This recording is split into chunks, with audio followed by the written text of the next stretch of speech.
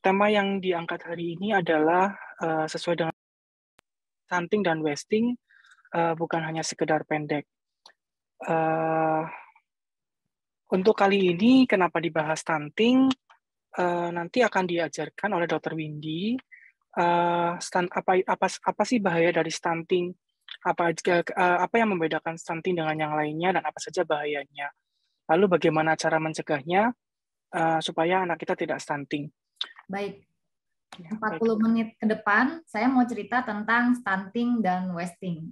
Tujuan dari presentasi hari ini supaya kita sama-sama membangun keluarga kita, anak-anak di sekitar kita. Kalau ibu kader mah malah ngurusin anak orang lain ya. Kalau tenaga kesehatan berarti kita juga bermanfaat untuk pasien-pasien. Kalau kita sebagai ibu atau parents, kita bermanfaat juga untuk saudara, anak, cucu ya. Nah, judulnya adalah bukan sekedar pendek dan kurus. Nanti kita akan membahas kenapa sih stunting dan wasting itu bukan sekedar pendek dan kurus. Nah, saya mau membukanya dengan mengingat Patih Gajah Mada. Emang benar ya, kalau kita tinggal di Indonesia, kita akan dibilang, kamu mah orang Asia pendek-pendek, kecil-kecil. Apakah benar begitu? Apakah memang kita ditakdirkan untuk menjadi bangsa yang pendek dan kecil, atau memang ada masalah lain yang bisa kita modifikasi sehingga kita tidak pendek. Nah, ini perbedaannya, stunting dan wasting. Stunting itu definisinya pendek, wasting definisinya kurus, ya. Tapi bagaimana cara melihat pendeknya? Stunting dibilang pendek jika dibandingkan dengan anak seusianya. Oleh karena itu, ketika nanti ibu kader, dokter, ataupun parents mau melihat dia pendek atau tidak, kurva yang dipakai adalah tinggi badan menurut umur, karena pendek dibandingkan dengan anak seusianya. Kita lihat nih, misalnya di usia 1 tahun, dia adanya di grafik paling bawah. Nah, itu kita bilang dia pendek dibandingkan dengan anak seusianya. Sedangkan wasting itu kurus ya, kurus, tapi dilihat dari kurva berat badan menurut tinggi badan. Jadi kurva tuh ada 3. Berat badan menurut umur, kemudian di sini tidak ada ya. Tinggi badan menurut umur, yang ini sebelah kiri, dan berat badan menurut tinggi badan. Kalau wasting nih bacanya begini. Untuk tinggi badan sekamu, berat paling bagus berapa sih? Nah, itu. Tapi kalau terlalu jauh dari berat idealnya, kita bilang dia kurus. Nanti ada patokannya ya. Kalau terlalu terbawah, nah itu yang kita bilang sebagai wasting. Nah, kalau tenaga kesehatan menggunakan kurvanya yang Z ya, yang Z. Jadi ada -2, -3. Di bawah -2 itu dibilangnya wasting, kurus, sesuai dengan tidak sesuai dengan berat badan idealnya. Nah, jadi kalau kita lihat ini, stunting melihat dari segi tinggi, tapi dibandingkan dengan anak orang lain, ya, yang seusianya. Sedangkan kalau wasting dilihat dari berat badan dibandingkan dengan berat badan ideal dirinya sendiri. Lebih jelasnya lagi kita lihat gambar ini ya. Misalnya yang paling kiri ini adalah yang normal, kemudian kursor saya nggak kelihatan ya. Kemudian wasted itu dia tingginya bisa normal atau dia tingginya bisa kecil, ya pendek. Yang stunted itu tinggi dibandingkan dengan yang normal, dia lebih pendek. Tapi kalau yang wasting dia lebih kurus, ya. Bisa saja terjadi yang keempat ya, yang paling kanan. Udah pendek terus wasting pula. Jadi memang ada kelompok yang seperti itu ya, malnutrisinya berkepanjangan. Lalu seandainya kita sudah memplotting di kurva dan mendapatkan anak kita pendek, apakah dia pasti stunting? Tidak. Stunting definisinya adalah pendek ya yang dibandingkan dengan teman-teman seusianya akibat dari gizi dan infeksi. Jadi masalahnya itu masalah yang bisa dicegah. Masalah gizi, kemiskinan, ketidakpahaman, makan banyak tapi karbohidrat semua misalnya. Infeksi kronik yang berulang yang menyebabkan hilangnya energi dalam jumlah yang panjang, dan ini menyebabkan pertumbuhan terhambat dalam waktu yang lama berbulan-bulan. Akhirnya menjadi pendek. Kenapa stunting cukup penting ya? Karena di Indonesia stunting itu sekitar 30%, meskipun sudah turun dari 37%. Apa artinya? Ya, di dunia itu kalau 30% artinya angka stuntingnya tinggi. Kalau kita lihat 30%, artinya 3 dari anak Indonesia 1 stunting. Jadi 1 dari 3 anak itu stunting di Indonesia. Itu sangat mengkhawatirkan ya. Terus kenapa dong kalau pendek? Nah, kita lihat apa bedanya stunting yang pendek karena stunting atau bukan stunting. Definisi WHO menyebutkan ya, stunting itu pendek karena adanya malnutrisi ya, kekurangan nutrisi dalam waktu yang panjang berulang disebabkan oleh kemiskinan, kesehatan ibu yang buruk, bolak-balik sakit kronik ya, dan pemberian makan yang salah, inappropriate feeding.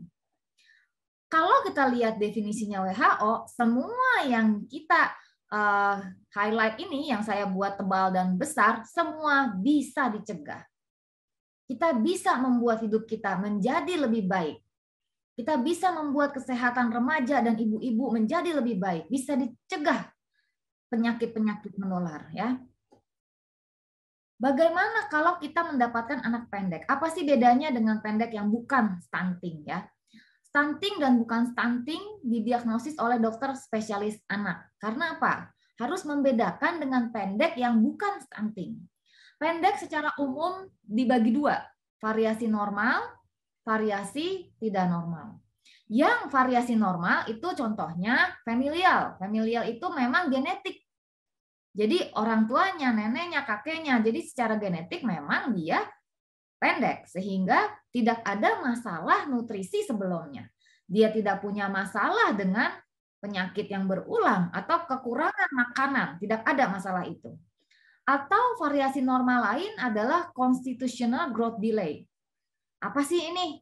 Ini contohnya seperti anak-anak yang pubertasnya lebih lambat dari temannya ya, misalnya waktu di SD dia kok kecil, pendek. Ketika SMP, SMA, pasca puberti, dia langsung melonjak tinggi badannya menjadi lebih tinggi dari temannya. Itu bisa saja terjadi. Karena usia tulangnya lebih muda dari usianya dia. Nah, teman-teman nggak usah terlalu dipusingkan dengan variasi normal, tetapi kita akan fokus terhadap stunting ini. Karena variasi normal tidak bisa dicegah. Yang namanya juga normal, dan itu merupakan bawaan genetik ya. Tapi kalau tidak normal, itu stunting itu bisa dicegah. Yang tidak normal selain stunting apalagi? Penyakit lain, misalnya sindrom. Mungkin teman-teman pernah ingat ucok baba. Ucok baba tidak stunting. Dia memiliki kelainan bawaan ya, sindrom dwarfism ya, ada sindrom-sindrom lain misalnya gangguan growth hormone yang menyebabkan dia pendek. Tapi pendeknya bukan karena gizi dan infeksi. Jadi teman-teman semua bisa mendiagnosis anaknya pendek ya, tapi untuk mendiagnosis stunting silakan mengkonsulkan ke dokter spesialis anak.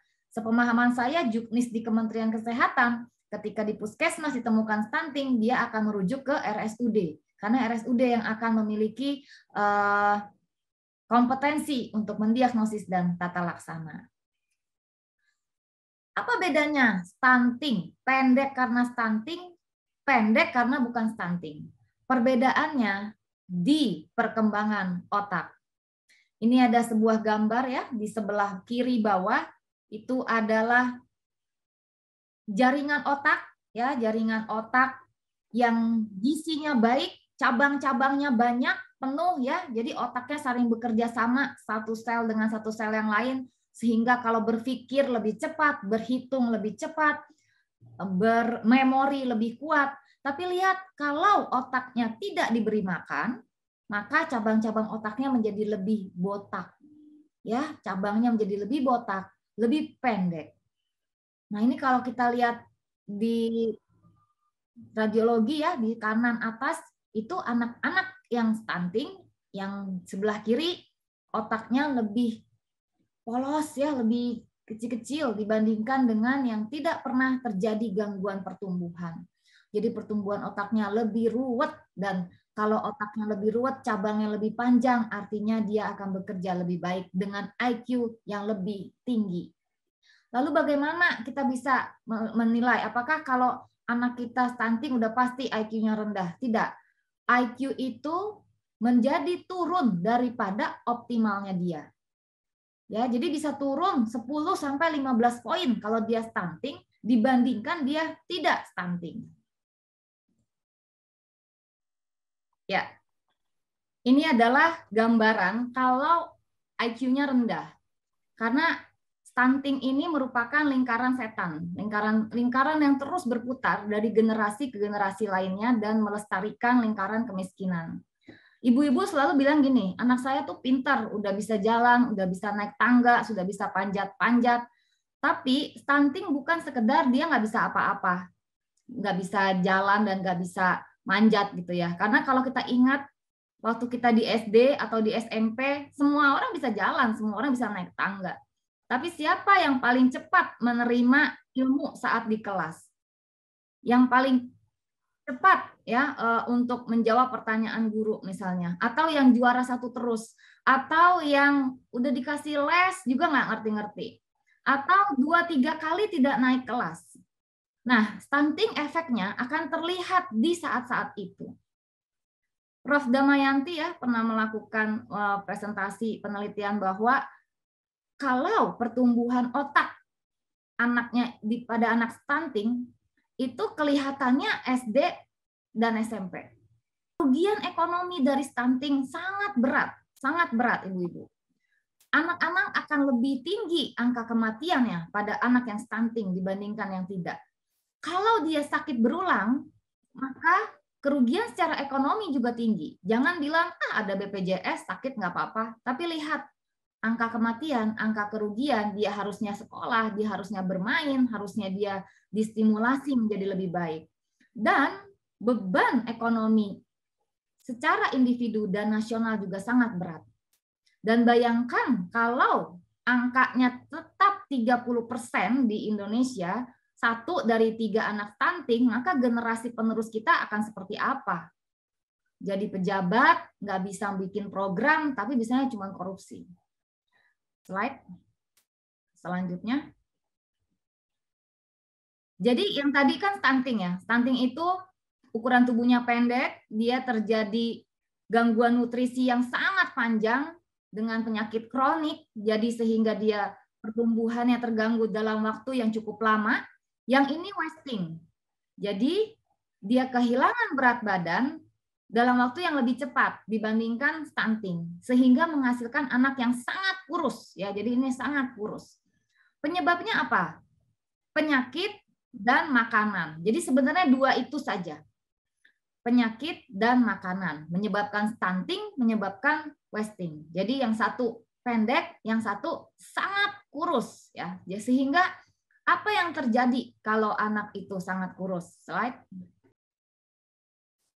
Energi yang kita miliki itu dipakai untuk kelangsungan hidup, ya, untuk membuat otot, kemudian cadangan energi lemak, melawan infeksi. Pada anak yang sangat kurus, dia rentan terhadap infeksi. Akhirnya terjadilah lingkaran setan lagi. Dia infeksi lagi, tambah kurus lagi. Tambah kurus makin rentan terhadap infeksi. Dan energi yang kita gunakan sehari-hari digunakan untuk produktivitas. Sehingga ketika kita wasting, produktivitas kita akan menurun. Harusnya kita bisa bekerja dengan lebih baik, dengan lebih optimal, kita jadi tidak bisa melakukannya. Dan angka kematian meningkat pada anak-anak yang wasting. Wasting ini ancaman seumur hidup, termasuk anak remaja dan termasuk juga orang tua. Karena wasting itu sangat kurus dibandingkan dengan berat badan ideal menurut tingginya yang diakibatkan kehilangan berat badan, secara tiba-tiba akibat penyakit. Ya, baik. Saya coba lanjutkan. Jadi apa sih yang terjadi kalau kita terlalu kurus ya? Jadi targetnya tuh bukan menjadi fotomodel ya. Jadi wasting itu terlalu kurus sehingga energi yang kita punya untuk kelangsungan hidup pun sangat sedikit. Kita kan perlu hidup nih untuk mengolah makanan, melawan infeksi ya, untuk menjadi lebih produktif, untuk bekerja, untuk berpikir, untuk menjaga tubuh kita supaya tetap hidup ya, untuk organ-organ, sistem organ kita berjalan, kita perlu energi. Jadi pada anak yang wasting itu semua tidak bisa terjadi dengan optimal. Slide, Bun. Nah, kapan terjadi masa kritis gangguan pertumbuhan, stunting dan wasting itu? Terutama pada 1000 hari pertama kehidupan. Lalu kalau ibu-ibu yang sekarang punya anak usianya sudah di atas 2 tahun akan berpikir, jadi nggak ada gunanya dong ikut webinar ini. Tidak ya, karena pertumbuhan akan terus terjadi sampai dia mengakhiri tinggi, itu sampai dia mengakhiri masa anak-anaknya sekitar 18 tahun, tapi pertumbuhan dan perkembangan seumur hidup. Bahkan sekarang pun otak kita saat lagi ikut webinar ini perlu nutrisi. Ya, selanjutnya. Slide selanjutnya.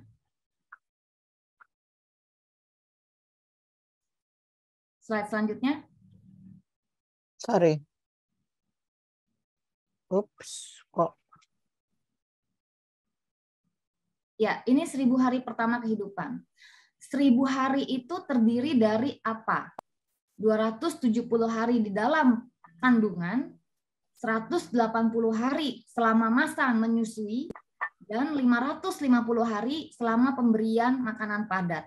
Jadi totalnya dari sejak dalam kandungan sampai mencapai usia 2 tahun, sampai ulang tahun anak yang kedua. Ini berkaitan dengan pertumbuhan yang sangat pesat ya. Pada masa 1000 hari ini, otak mencapai 83%, tinggi badan mencapai setengah dari tinggi pencapaian akhirnya di dewasa nanti. Slide lagi. Nah, saya mau memperlihatkan apa yang terjadi di perkembangan otak 1000 hari pertama. Kita lihat ya, di garis yang merah ya, itu adalah di usia 2 tahun. Lihat bahwa kurva-kurva tersebut mewakili perkembangan otak yang setelah 2 tahun semuanya makin lama melambat dan selesai. Lihat ada sensory pathway ya, ini artinya adalah proses melihat dan mendengar. Semua orang yang matanya sehat ya bisa melihat, tapi yang lebih cerdas bisa menginterpretasi apa yang dia lihat. Semua orang bisa mendengar kalau telinganya normal, tapi yang bisa menganalisis, bisa memahami apa yang dia dengar, itu memerlukan kecerdasan. Kemudian berbahasa, ya banyak orang juga yang menjadi makmur karena dia pandai berbicara, pandai berbahasa, pandai menjadi presenter, ya, pandai menjadi wartawan dan sebagainya. Itu memerlukan kecerdasan yang lebih tinggi dari sekedar bisa mama papa. Kemudian kita lihat yang warna biru ya, kognitif yang lebih tinggi. Apa sih artinya kecerdasan ini? Nah ini yang kita targetkan untuk mendapatkan generasi terbaik, generasi bangsa terbaik dengan mencegah stunting. Kita mau anak-anak kita memiliki fungsi kognitif yang lebih tinggi. Apa itu contohnya? Penyesuaian diri.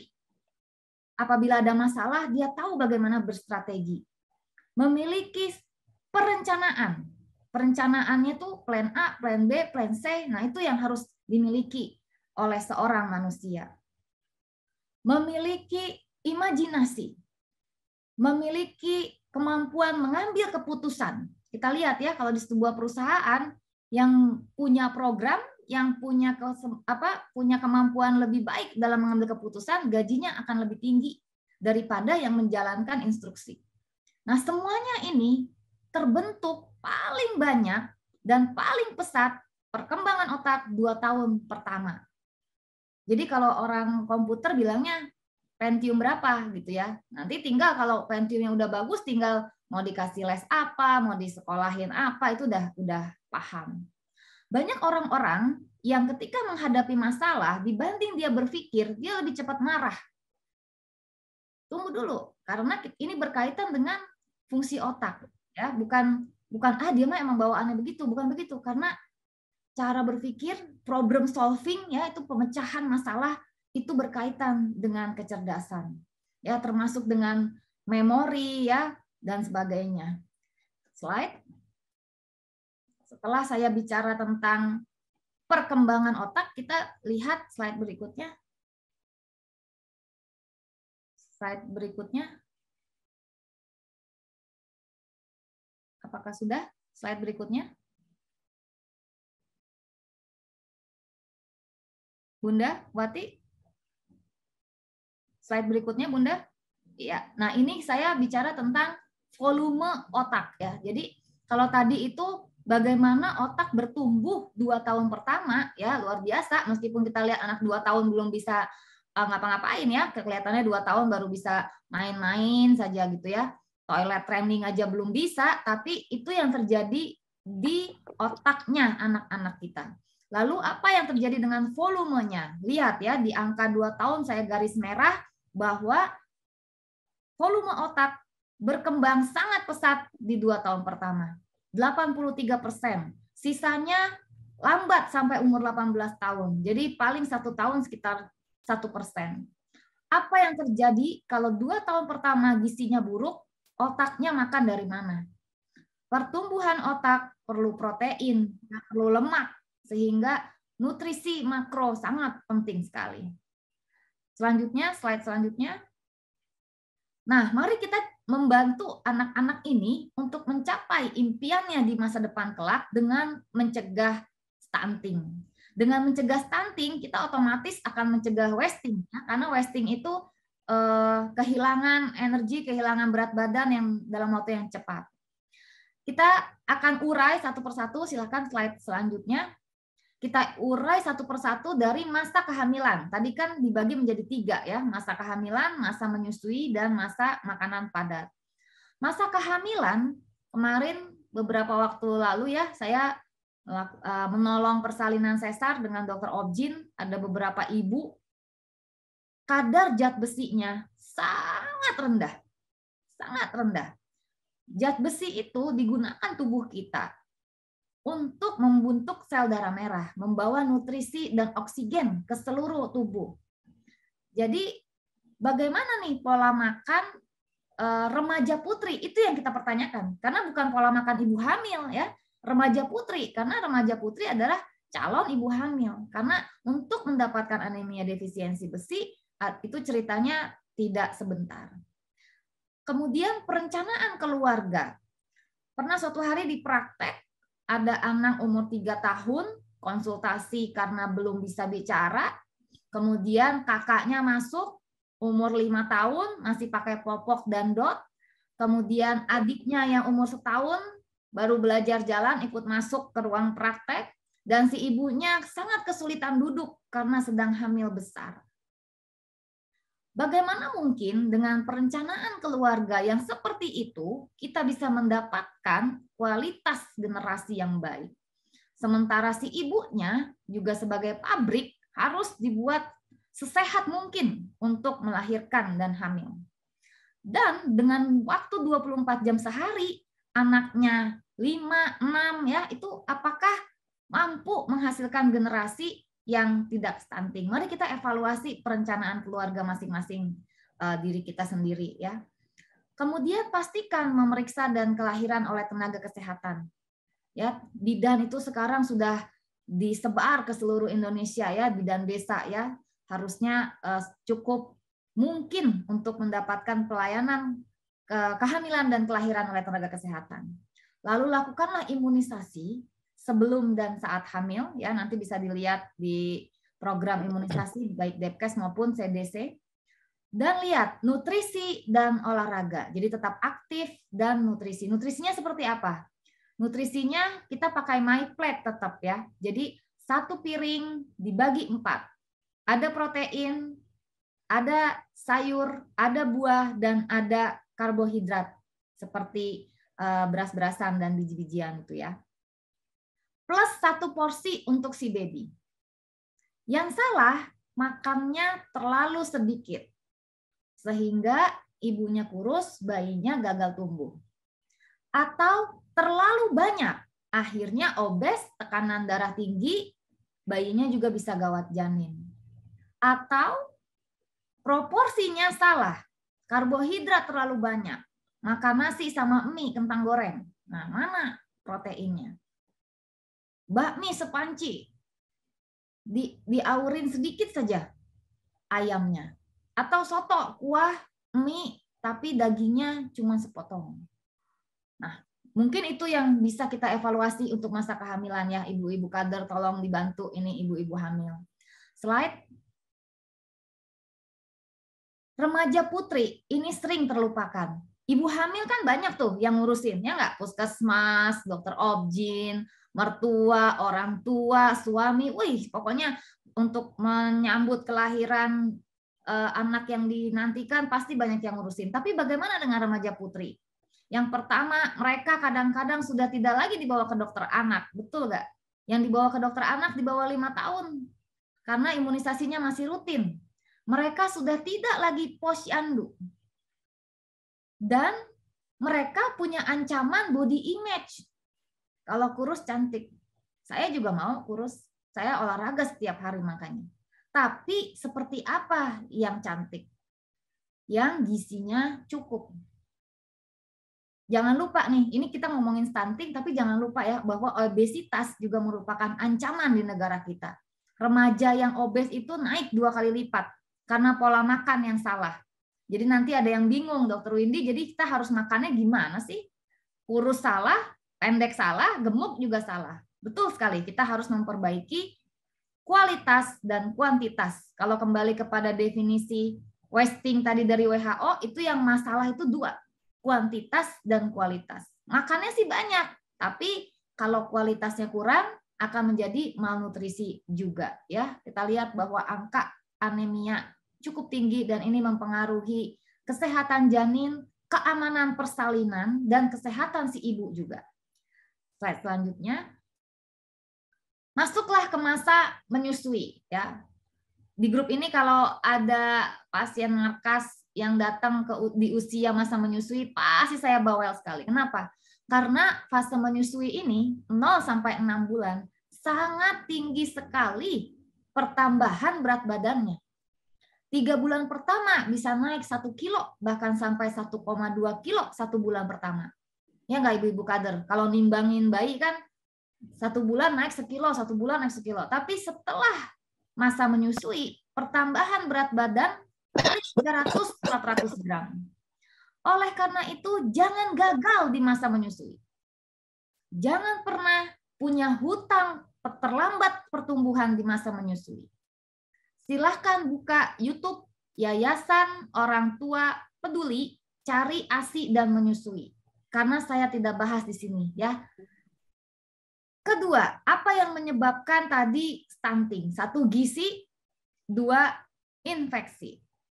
Yang gizi di masa menyusui sangat penting ya, karena itu. Jadi kalau ibu-ibu cuman berpikir ASI, yang penting ASI eksklusif tanpa memandang apakah berhasil atau tidak, terus setelah sadar anaknya sudah di atas 1 tahun, mengejar pertumbuhannya amat sangat sulit dan nggak bisa balik lagi. Untuk mencegah penyakit-penyakit yang mengancam stunting, silakan lengkapi imunisasi anak Anda. Nonton YouTube Yayasan Orang Tua Peduli, judulnya Imunisasi Selamatkan Generasi. Kenapa? Karena batuk pilek bukan penyakit ancaman bangsa. Tapi wabah bisa menyebabkan ancaman untuk generasi kita. Dan kenapa tidak ada vaksinnya batuk pilek? Karena bukan penyakit yang masuk ICU dan tidak menyebabkan kematian.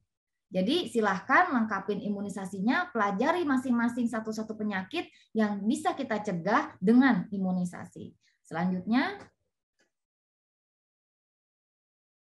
nah Ini saya kasih contekan sedikit ya, yang penasaran dan aduh mesti buka YouTube lagi setelah ini ya, harus belajar. Manajemen laktasi yang benar akan membuat optimal pertumbuhannya ya. Jadi harus menyusui sedini mungkin, mengosongkan payudara serutin mungkin, sesering mungkin. Jadi setiap 2-3 jam payudaranya harus kosong supaya bisa memproduksi dalam jumlah yang cukup.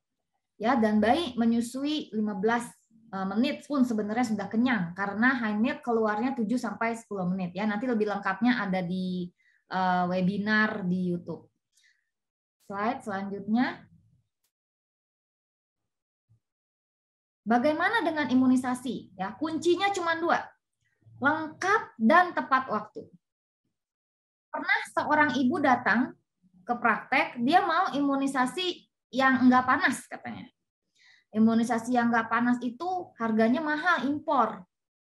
Tapi dananya cuma cukup untuk vaksin itu. Saya bilang, kenapa tidak mendapatkan DPT yang di puskesmas? Sama bagusnya dan sama efektifnya. Lalu dananya digunakan untuk imunisasi yang belum menjadi program pemerintah.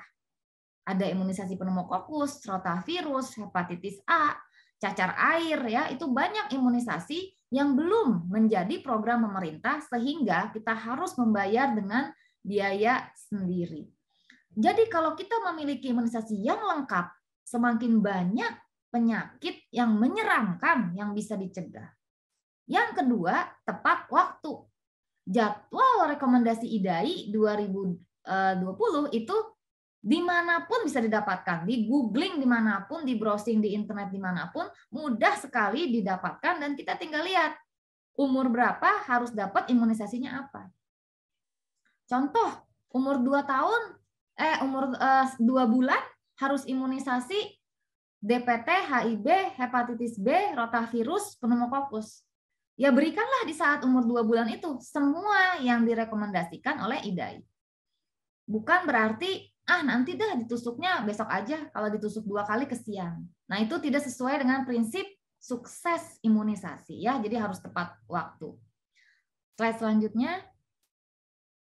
Nah, ini masa MPASI sampai dengan 2 tahun ya, di mana ASI tetap dominan sampai umur 1 tahun, oleh karena itu manajemen laktasi yang sukses itu sangat menyelamatkan sampai usia 1 tahun.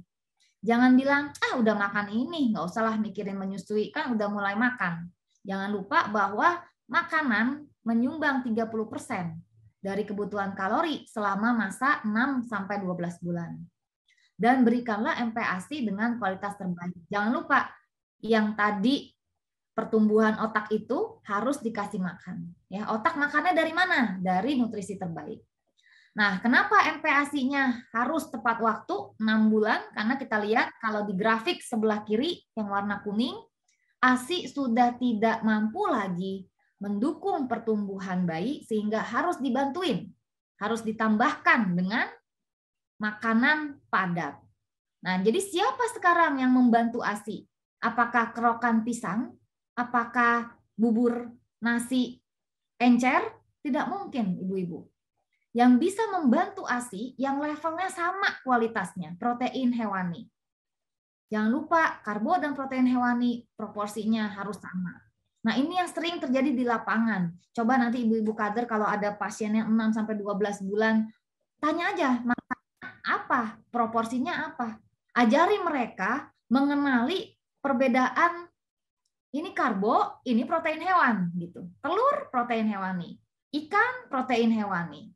Ya, tapi kentang, jagung, beras itu karbohidrat.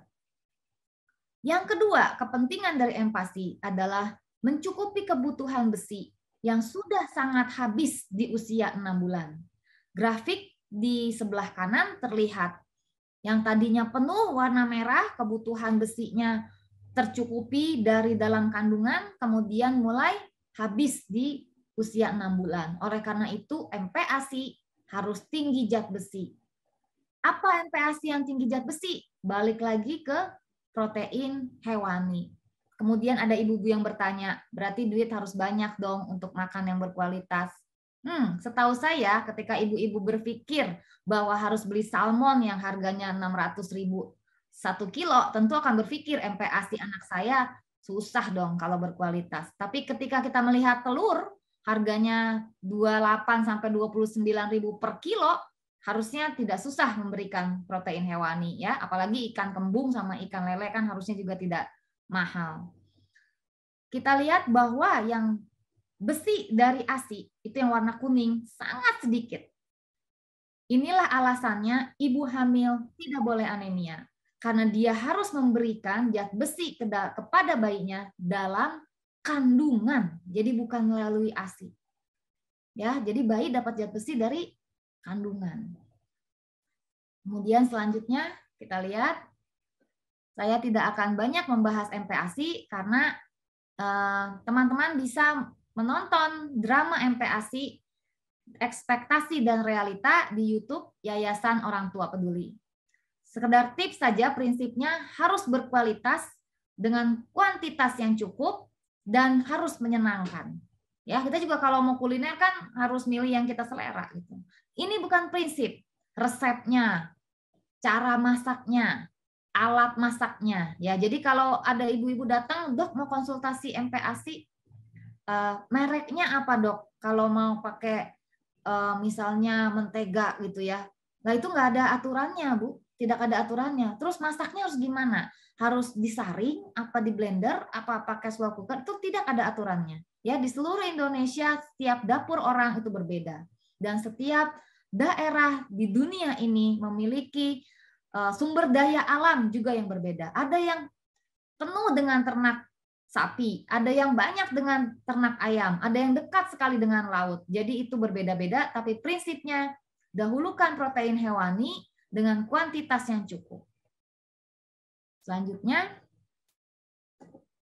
nah bagaimana kita mencegah stunting? Tadi kan sudah dikasih tahu nutrisi, imunisasi, pentingnya 1000 hari pertama kehidupan. Lakukanlah pemantauan pertumbuhan. Pemantauan pertumbuhan dilakukan di bawah 5 tahun setiap bulan. Ya, jadi ibu-ibu yang ikut webinar ini kan setiap ke dokter kan kita selalu bilangnya kurangi kunjungan ke fasilitas kesehatan ya. Jadi imunisasi simultan. Ada yang jaraknya 2 bulan, ada yang jaraknya 3 bulan. Kalau di rekomendasi IDAI kan 6 bulan pertama jarak 2 bulan. Selanjutnya jaraknya 3 bulan, selanjutnya bisa 6 bulan. Tapi di rumah tetap memantau pertumbuhan tiap bulan. Bagaimana plotting di kurvanya? Silahkan nonton video memantau pertumbuhan anak. Plotting di kurva. Jangan lupa ini juga menjadi tanggung jawab para kader. Habis nimbang anaknya, plottingnya cuma 1. Padahal tadi saya cerita ada 3 loh kurvanya. Berat badan per umur doang yang bisa dilihat. Biasanya pakai KMS ya. Tapi sekarang buku KIA Depkes itu bagus sekali. Sudah lengkap kurvanya. Jadi nanti teman-teman ibu kader udah bisa lihat bahwa saya harus plotting tinggi badan juga, berat badan juga, lingkar kepala juga. Bagaimana dengan tenaga kesehatan ikut webinar? Teman-teman tolong deh kalau punya pasien, pemantauan pertumbuhan itu menjadi tanggung jawab kita. Saya pernah dapat pasien umur 1 tahun, bolak-balik tiap bulan ke dokter, tapi tidak tahu kalau dia gagal tumbuh. Kurva pertumbuhannya mulus, tidak pernah diplotting.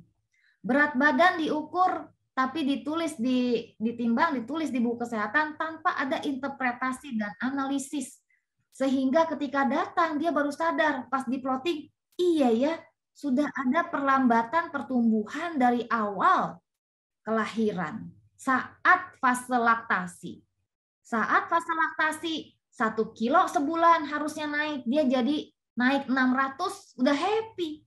Wih, naik 600 gram. Bulan depannya naik lagi 500. Happy naik 500. Padahal ketika dilihat di kurva, 500 itu hampir gagal tumbuh kalau di umur 1-2 bulan. Kita lihat slide selanjutnya ya. Tips untuk kurva. Diplotting sesuai dengan berat badan dan umurnya ya, berat badan yang kurvanya tegak ya, yang kurvanya datar itu umur, secara berkala di plotting, lalu dihubungkan titik-titiknya dan dilihat bentuknya sama atau tidak dengan kurva normal. Ini contoh anak yang beratnya selalu naik. Kalau ditimbang beratnya naik, kalau ditimbang beratnya naik, dan terus naik. Tapi ketika di plotting kita bilang anak ini mengalami gangguan pertumbuhan. Dan dia mengalami gangguan pertumbuhan yang cukup lama. Jadi dari sejak, mungkin nggak kelihatan angkanya di sini ya, dari sejak umur di atas 4 bulan dia sudah mengalami gangguan pertumbuhan sampai 1 tahun. Ibunya nggak tahu. Karena dia pikir kalau naik bagus. Dan tidak dilihat bentuk kurvanya. Ya, bisa jadi seperti itu. Tidak di plotting atau tidak diinterpretasi. Selanjutnya, nah sekarang oke, berarti kita sudah tahu stunting apa, wasting apa, pendek stunting itu apa akibatnya, kalau mencegah stunting kapan, 1000 hari pertama kehidupan, kenapa sangat penting, kita sudah tahu. Kita juga sudah tahu strategi-strategi umum, ya, karena kalau detail teman-teman harus ikut webinar yang lain ya. Strategi umumnya adalah remaja, masa kehamilan, masa menyusui, dan masa makanan padat. Tapi sekarang sudah stunting, mau diapain dong? Sudah wasting, harus bagaimana dong? Kita lihat slide selanjutnya. Tidak bisa kembali normal. Stunting adalah irreversible. Kita hanya bisa mencegah efek buruk lebih lanjut. Jangan sampai kena beberapa kali gangguan nutrisi. Jadi kalau sudah lewat, kurva pertumbuhannya udah melandai, kita nggak bisa minjem mesin waktu Doraemon, ayo kembali ke masa laktasi, nggak bisa. Apalagi masa laktasi itu, sekali lagi saya ulangi, masa laktasi pertumbuhan anak sangat pesat. Jadi kalau gagal di situ, bayar hutangnya susah sekali ya. Kemarin ada pasien datang, masa laktasi kan seharusnya sekilo gitu ya. Dia cuma naik 400, 500, jadi hutangnya banyak. Mulai sadar bahwa anaknya pertumbuhannya jelek usia 1 tahun. 1 tahun ke atas pertumbuhan sangat lambat, 200 gram per bulan. Tidak mungkin kita bayar yang 1 kilo per bulan itu di usia di atas 1 tahun. Jadi saya bilang sudah terlambat, tapi kita bisa mencegah efek buruk lebih lanjut lagi. Yaitu kita berikan nutrisi terbaik mulai saat ini. Ada sih kesempatan untuk lebih tinggi di fase pubertas karena ada growth spurt ya, ada perlonjakan pertumbuhan di usia itu. Kemungkinan kemarin ada beberapa riset juga, ada seminar juga, evaluasi dari segi endokrin bisa tinggi dengan kesempatan kedua ini. Tapi kalau teman-teman ingat slide perkembangan otak 1000 hari pertama kehidupan, apakah dapat mengembalikan perkembangan otak yang sudah terjadi di 2 tahun pertama? Ya, jawabannya tidak bisa. Karena stunting irreversible. Irreversible itu artinya tidak bisa kembali pulih. Jadi, stunting hanya bisa dicegah. Wasting, wah udah terlalu kurus. 1, kita harus cari penyakitnya. Apakah ada infeksi kronik, misalnya HIV, TBC misalnya ya, atau ada autoimun, cari penyakit yang mendasarinya. Anak remaja ya, saya pernah dapat anak remaja yang terjadi gangguan mental ya, jadi dia depresi, nggak mau makan sama sekali, jadi dia sangat-sangat kurus ya, wasting. Nah itu harus ditata laksana dengan optimal ya, mungkin menggandeng psikolog anak ya, mungkin juga menggandeng ahli tumbuh kembang misalnya. Atasi penyakit yang mendasarinya dan berikan nutrisi terbaik ya. Stunting dan wasting diatasi di RSUD ya. Mungkin koreksi saya kalau salah Dokter Adit. Jadi setahu saya seperti itu, tapi kader tenaga kesehatan di lapangan dan ibu-ibu di rumah punya perannya tuh 2. 1, cegah ya. Cegah karena nggak bisa balik lagi. 2, deteksi. Jadi sebelum terjadi itu udah deteksi, yaitu dengan memantau kurva pertumbuhan tadi. Udah melandai sedikit, dia udah datang untuk konsultasi. Apakah saya harus melakukan sesuatu? Saya senang sekali beberapa waktu lalu kita sudah melaksanakan webinar stunting ini yang ketiga ya selama 3 tahun ya. Koreksi saya, Dr. Sylvia. Seingat saya sudah 3 kali YOP bikin webinar stunting dan makin banyak ibu-ibu yang paham ngeplot kurva dan dia paham bahwa saya harus konsultasi kalau kurvanya sudah melandai. Jadi dia pernah bilang gini, "Dok, saya kesini tuh karena saya pernah ikut pesat. Jadi menurut saya kurva anak saya sudah melandai. Tapi menurut yang memeriksa ya, anak saya gisinya sih nggak apa-apa karena dilihatnya dari satu titik saja. Satu titik itu dia oke. Tapi ketika dilihat ke belakang, kurva pertumbuhannya melandai." Dan saya bilang, "Ibu pahlawan betul ini. Berarti sudah paham bagaimana mencegahnya ya." Slide. Jadi apakah kita memang ditakdirkan kurus dan pendek? Saudara sekalian, mari kita pulih lebih cepat dan bangkit lebih kuat. Terima kasih. Ya, berarti yang tadi dijelaskan tadi adalah ada stunting dan juga wasting. Kalau stunting itu diukurnya menggunakan tabel tinggi badan. Kalau wasting atau kurus menggunakan tabel berat badan dan tinggi badan. Perbedaannya adalah kalau wasting itu dia berat badannya tidak sesuai dengan usianya atau usia tingginya, dengan berat badan, tinggi badannya saat ini atau usia tingginya dia. Kalau stunting itu tidak sesuai dengan tinggi badan dibandingkan dengan yang seusianya dia.